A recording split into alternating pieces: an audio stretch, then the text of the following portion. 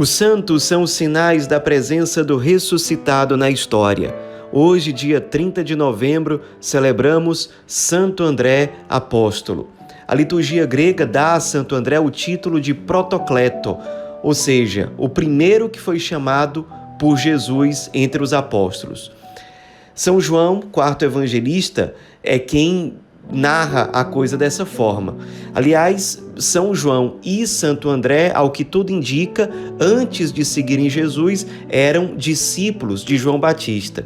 Eles estavam ali na região do Rio Jordão, quando, segundo o capítulo 1 do Evangelho de São João, João Batista, ao ver Jesus, exclamou: "Eis aí o Cordeiro de Deus." Ouvindo essas palavras, André e João deixaram de seguir João Batista e foram acompanhar o Cristo. Então Jesus, se voltando para trás para ver quem o seguia, disse a eles dois: "O que buscais?" E eles disseram: "Rabi", que quer dizer mestre, "onde moras?" Disse-lhes Jesus: "Vinde e vede."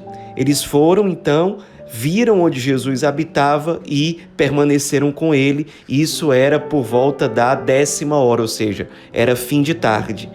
Depois disso, Santo André, que tinha Simão Pedro como seu irmão, os dois eram pescadores da cidade de Cafarnaum, na Galileia, disse a Simão Pedro o seguinte: "Nós encontramos o Messias, que é o Cristo." Então ele levou Simão a conhecer Jesus e Jesus, olhando para Simão, disse: "Tu és Simão, filho de Jonas. Doravante chamar-te-ás Pedro." Segundo o Evangelho de São João, esse foi o primeiro encontro que Santo André teve com Jesus. Esse que começou a partir do anúncio de João Batista, que passou pelo anúncio de André ao seu irmão, mas o chamado definitivo do Cristo a Pedro e a André para que eles se tornassem verdadeiramente discípulos de Jesus, deixassem tudo e o seguissem, aconteceu quando os dois irmãos estavam pescando na praia do lago de Tiberíades, na região de Cafarnaum, e enquanto os dois lavavam as redes, Jesus passou por ali e disse: "Segui-me e eu vos farei pescadores de homens." Então eles deixaram imediatamente as redes e seguiram Jesus. Isso está relatado em Mateus capítulo 4, versículo 18. Nas listas que os evangelistas mencionam sobre os 12 apóstolos, em geral, Santo André é o segundo dos apóstolos a ser citado, logo após o seu irmão Simão Pedro. Nós, ao longo dos evangelhos, não temos muitas menções a Santo André. A gente percebe, por exemplo, no capítulo 6 do Evangelho de São João, quando Jesus está ali pregando para uma multidão, as pessoas estão cansadas e Jesus pergunta a Filipe sobre a possibilidade de dar alimento para toda aquela multidão. Então André intervém e diz: "Está aqui um menino que tem 5 pães e 2 peixes. Mas o que é isso para tanta gente?" Isso está em João 6, versículo 9. É uma segunda intervenção de André, nós percebemos durante os últimos dias da vida terrena de Jesus. Havia alguns pagãos que desejavam ver Jesus de perto. Eles se aproximaram de Filipe, dizendo: "Senhor, desejamos ver Jesus." E Filipe, então, disse isso para André e os dois foram contar esse desejo dos pagãos ao próprio Cristo. Depois do Pentecostes, segundo a tradição, André, como os outros apóstolos, se pôs a viajar, evangelizando, formando e conduzindo comunidades. E sobre Santo André, a tradição diz que ele chegou a viajar até os mares Cáspio, Negro, fundou uma comunidade cristã na cidade de Patras, na Acaia, que era uma região da Grécia Antiga.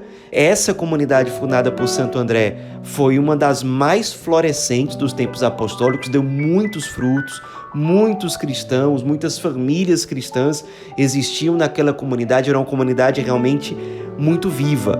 A tradição também indica que nessa mesma cidade de Patras, na região da Acaia, na Grécia, Santo André acabou sendo martirizado. Ele foi crucificado em forma de X e os testemunhos dizem que num determinado momento o corpo dele chegou a ficar muito luminoso, um sinal de que Deus estava presente ali.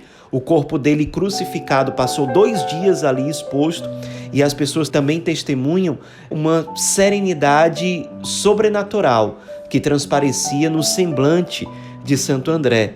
Muitas pessoas que passavam pela sua cruz escutavam conselhos dele, palavras de ânimo, ele dizendo que iria interceder, rezar pelas pessoas que passavam por ali, e os testemunhos também indicam que ele, logo antes de ser crucificado, disse o seguinte: salve Santa Cruz, tão desejada, tão amada, tira-me do meio dos homens e entrega-me ao meu Mestre e Senhor, para que eu de ti receba o que por ti me salvou.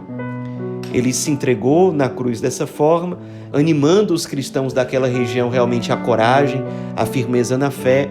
O corpo, as relíquias mortais de Santo André foram levadas a Roma, mas no ano de 357, numa época de muitas perseguições, muitas ameaças ao Império Romano, o imperador Constantino decidiu transferir as relíquias de Santo André para a cidade de Constantinopla.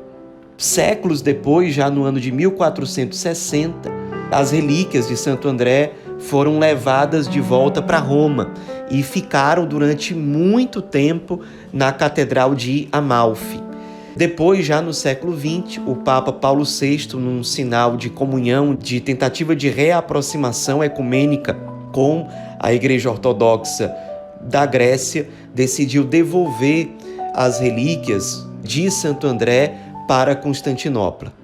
Nos inspiremos na vida desse grande apóstolo, irmão do primeiro Papa, que deu a vida pelo Cristo, um dos primeiros a segui-lo entre os apóstolos, que conduziu inclusive Pedro, o primeiro Papa a seguir Jesus, que evangelizou no novo território, que deu muitos frutos e que acabou sendo martirizado por amor ao Cristo.